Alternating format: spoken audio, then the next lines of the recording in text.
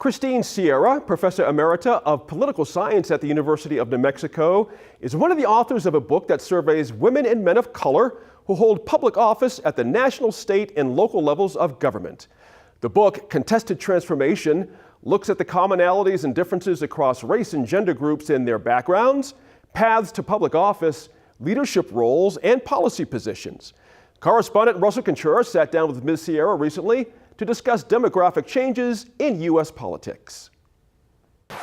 Christine Sierra is a co-author of the book Contested Transformation: Race, Gender, and Political Leadership in 21st Century America. It's the first of its kind study of racial and ethnic minorities holding elected office in the United States at the beginning of the 21st century. And it's being used as an academic textbook in college classrooms. Christine, thanks for joining us. It's my pleasure to be here. Why should this information in this book be important for us outside of academia? I think it's mainly important because we capture an important aspect of transformation in terms of U.S. political leadership, people of color rising in the ranks of leadership and holding elected office. And so we know that our country is increasingly diverse in its racial and ethnic profile. And so we as co-authors wanted to find out, so what? Does that make a difference in terms of who occupies public office? And what we found was that, yes, it is important to understand, and these folks are not all the same.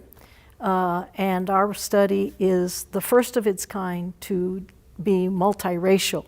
We look at Blacks, Latinos, Latinas, Asians, and a small sample of Native Americans. So it's massive, complicated, but I think important to kind of provide a baseline portrait of where we are at the beginning of the 21st century and this diverse leadership that will just continue to grow. And how did your background inform your research? My own background? Well, the book is really, in a lot of ways, plotting the phenomenon of women and women of color breaking barriers and going into the political system and into political leadership. And I guess if I think about myself, I had to break some barriers too. For one thing, political science as a discipline is heavily male. It still remains that way. And especially when I first started out, I was the third Chicana or Mexican-American woman to get a PhD in political science in the country. So I felt that I had a responsibility to understand my own experience and to be able to bring that to the classroom, to be able to bring that to research.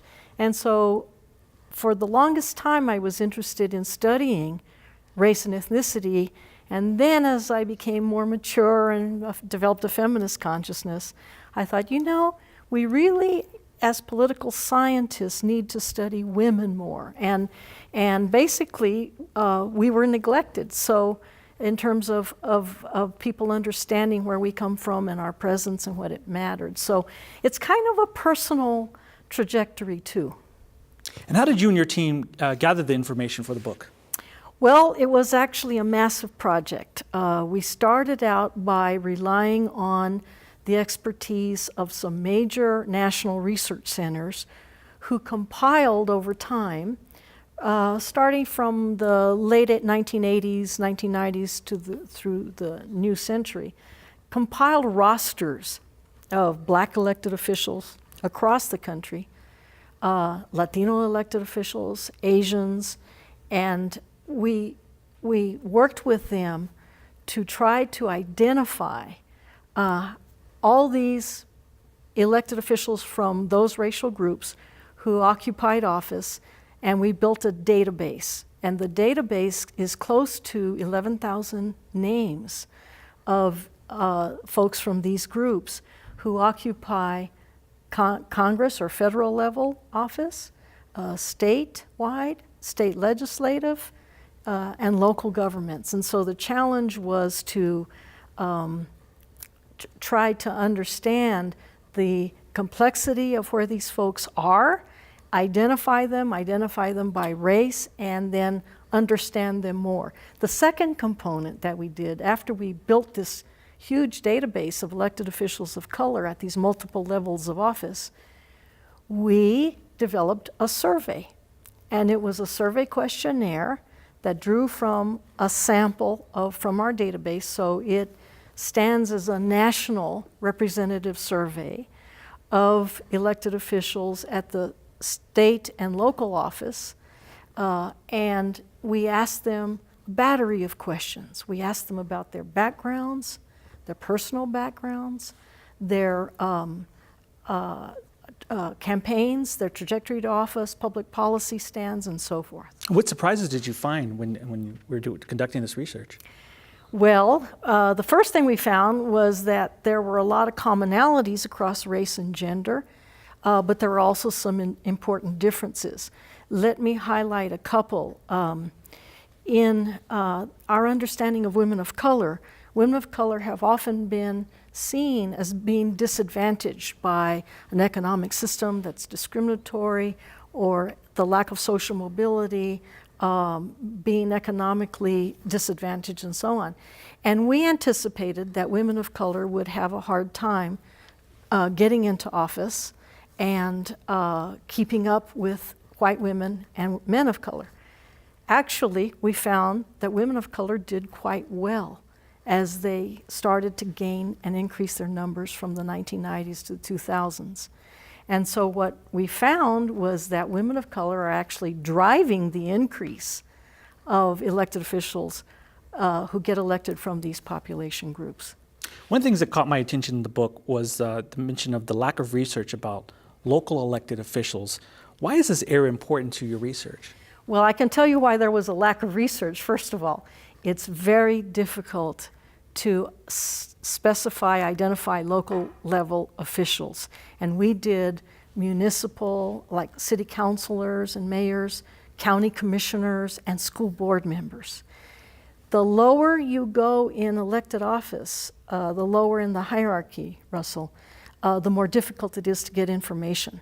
And so because it is so difficult, because local governments are all mixed and diverse in and of themselves, it was very difficult to do a national study. So I think just in and of itself, the fact that we can compile this information across all of these different local governments, look at these local officials who differ even amongst themselves in level of office and what they can do and what they think and so on, I think that's a real major contribution. Again, our book has a lot of rich material that describes these folks, and it provides just a baseline of information. And one of the things you and your team pointed out was that women of color lead their male counterparts and white women in the rates in which they're getting elected to public office. Why is this? We think that one thing is that they are high achievers. And so they actually outpace white women and their male counterparts, men of color, in their levels of education and then their occupational prestige, the political resources that they bring. So women of color, for example, can draw on, and they do draw on, their community networks. Latinas, for example, draw on their experience in PTAs. And so this stream of political capital, if you will, has vaulted them into public office. At the same time, though, we found that men of color are somewhat disadvantaged. And it was another surprising finding that to the extent that there were a significant number of our folks in this study who came from poor backgrounds, men of color were actually more, a higher percentage came from families who were on public welfare as opposed to women.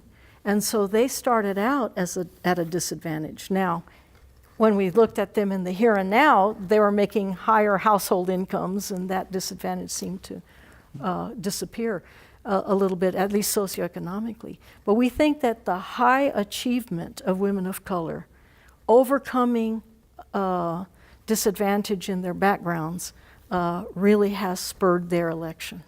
Do you think the transformation that you and your team describe, is that a trend, and what does this hold for the future? Yes, I think that what we're seeing, what we captured, is a moment in time where elected officials of color are now a critical mass. But as our country changes, as we continue to have these populations of color grow, by 2050, the United States will not be majority non-Hispanic white. It'll be a majority of minority groups. And so the fact that people get excited about electing co-ethnics, they obviously are getting excited about electing women of color. We just see that trend continuing. And so it is a glimpse at the future, what the future may bring, and what these people stand for, and their responsiveness to their constituencies. One of the questions you posed was, do elected officials of color think like their constituents, think like their co-ethnics? What did you find when you asked that question? It was a little mixed, but what we found basically was they had a very good grasp of who they represented. Asked them to describe their constituency by class, their race, immigrant generation, so on. And then we matched that with census data to check to see how accurate they were. These public officials knew who they were representing. And ultimately, when we asked them these battery of questions about affirmative action or reproductive rights or the death penalty, Iraq War, No Child Left Behind, a whole bunch of stuff, they actually did appear to be think like their constituents. Now, having said that, there were two major additional reasons other than their race and gender, and that is because of their party. The overwhelming percentage of these elected officials of color are Democrats, and they are also ideologically mixed. Middle of the road, Latinos tend to be a little bit more conservative, Blacks a little bit more liberal. But party did also weigh in. And based on your research, I left, when I put this book down, this burning question. Will we see a woman of color president in our lifetime based on this? It seems like we're going this direction, but is it possible? Well, we thought we were going to see a woman in our lifetime be president of the United States, and we got a big surprise out of that. So you never know in politics. Women of color do have an appeal to multiple audiences and multiple types of voters. We might call that the bridging function, that women of color particularly, can draw on their racial experiences and their racial backgrounds.